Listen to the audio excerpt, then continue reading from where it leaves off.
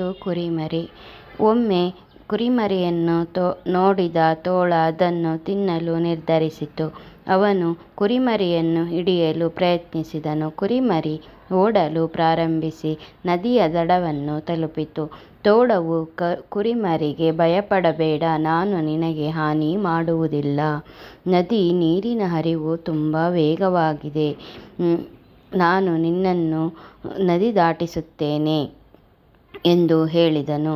ತೋಳದ ಸುಳ್ಳು ಭರವಸೆಗಳಿಗೆ ಕುರಿಮರಿ ಬಿದ್ದಿತು ಮತ್ತು ಅವನ ಮೇಲೆ ಕುಳಿತು ನದಿಯನ್ನು ದಾಟಲು ಸಿದ್ಧವಾಯಿತು.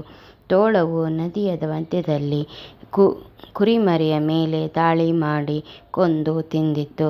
ನೈತಿಕ ಪಾಠ: ನಾವು ಯಾವುದೇ ಅಪರಿಚಿತ ಮತ್ತು ಅಪರಿಚಿತ ವ್ಯಕ್ತಿಯನ್ನು ಎಂದಿಗೂ ನಂಬಬಾರದು.